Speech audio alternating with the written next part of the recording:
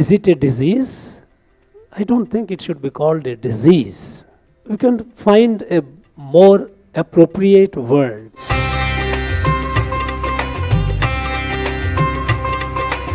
Buddhi is what we acquire through our 5 sense organs, Panch Jnanendriyas. It is accumulation, permutation, combination of the memories, the experiences that we gain, we call it Buddhi. Parents and children sit together, maybe sometime for meal. But even if they sit together, each one is busy on one's own mobile. Are they together? Physically, yes, but they are not.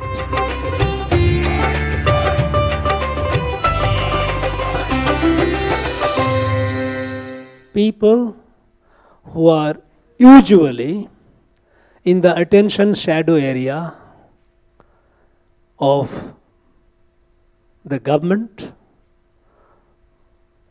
it is not something which interests our political class, and society at large also looks at it only occasionally, and that too either with unconcern or with pity, or sometimes,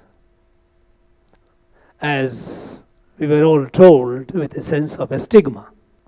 Mental health, we know, I think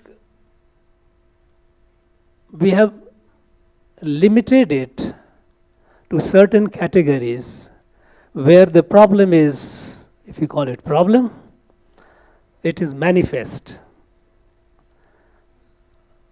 Like, let's take the case of people on a spectrum, autistic children, and their number is fairly large. We don't have a very accurate and trustworthy census, but I got to know some time back when I was in Delhi, at least 50 lakhs people in our country are suffering from autism. There are other issues related to our mental condition and people who are suffering from it. But this problem is much, much wider, much, much larger. We know in our country, several 100,000 people commit suicide every year. Apparently, they are all very normal people doing reasonably in different fields. They are doing well. Some of them are reasonably high achievers, be the students, be the farmers, be the professionals, be the soldiers. After all, apparently a normal looking person, a happy person, taking one's life, does it not qualify to come in the category of mental health? I think it does. Now, mental health, if we look at closely, in fact, I find it difficult to find many people who can be considered as mentally sound and they are healthy, because some or other form of stress leading to abnormal cognitive behavior, these are there in the people who are otherwise they looking normal. Even today, going to a psychiatrist or a psychologist for clinical psychologist is considered a stigma by many. People say, yes, this chap has gone Brantan, is mad, and society tends to dismiss them. I think this is very, very unfortunate, and I would congratulate the Mastermind Foundation for taking initiative, and many others, those of you who are doing it, and those who are not here, to create awareness. You are creating awareness. First of all, is it a disease? I don't think it should be called a disease. We can find a more appropriate word.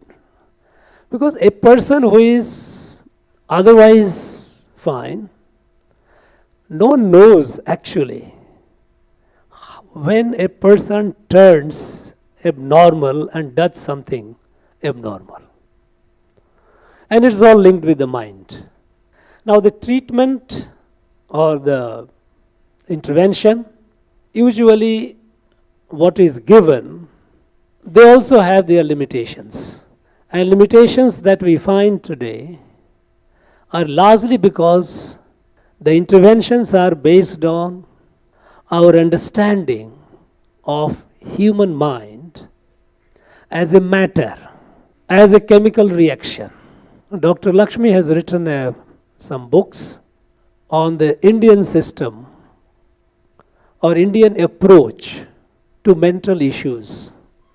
I think it's time that our experts, whichever field they are, who are dealing with these issues, they should take serious note of it. Our knowledge system, the prevailing knowledge system is essentially the European knowledge system. In the European knowledge, there is a fundamental difference between Bharatiya Jnana Paddhati, Indian knowledge system, and the European knowledge system. And it is applicable across. And I'm afraid the people today, they do not take it, many of them, they don't take it in the right spirit.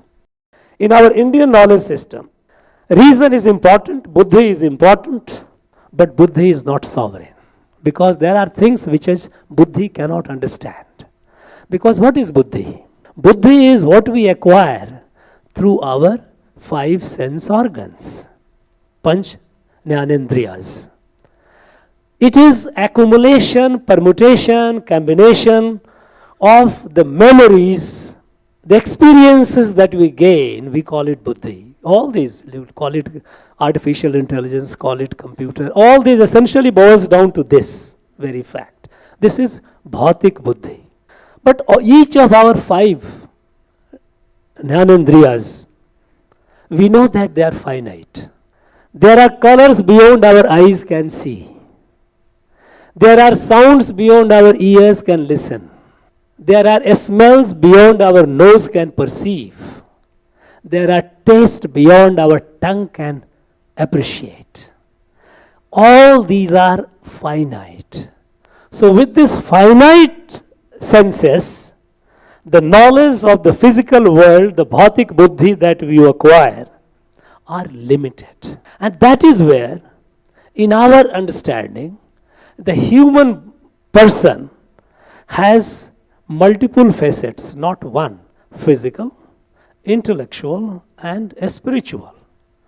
That is, there are things that have to be experienced, what is called anubhuti. When you listen a melodious music, you don't reason and say that, okay, it is by such and such logic, this is a good music. No, you are swayed by it.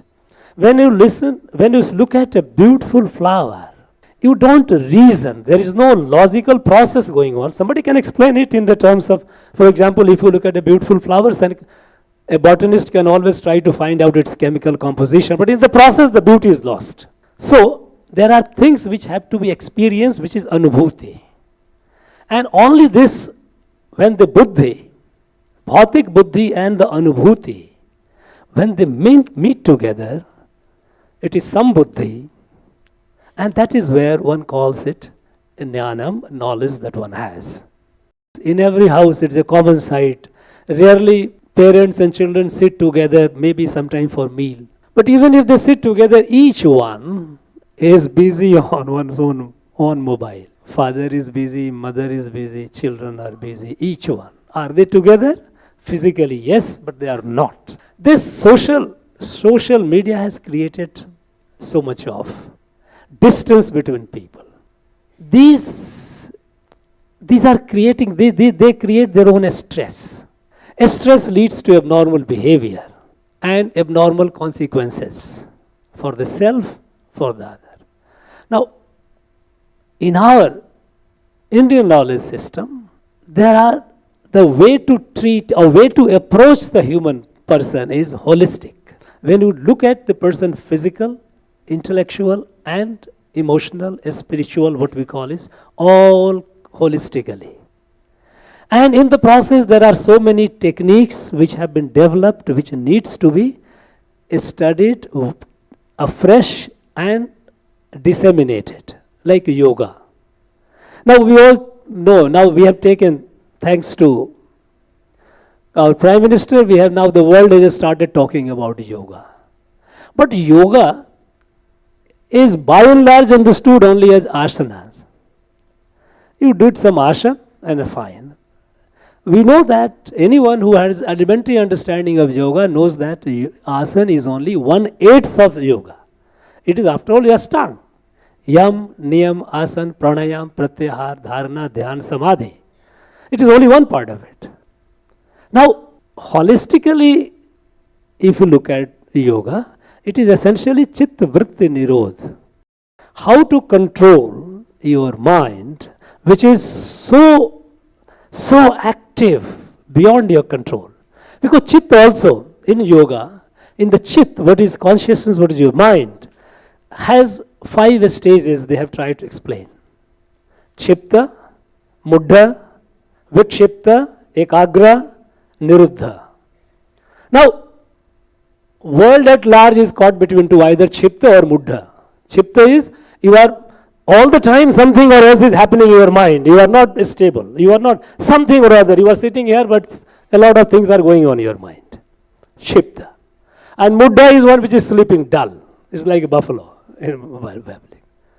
Now, this, how to control it, how to stabilize it. And for that, it is Ashtanga.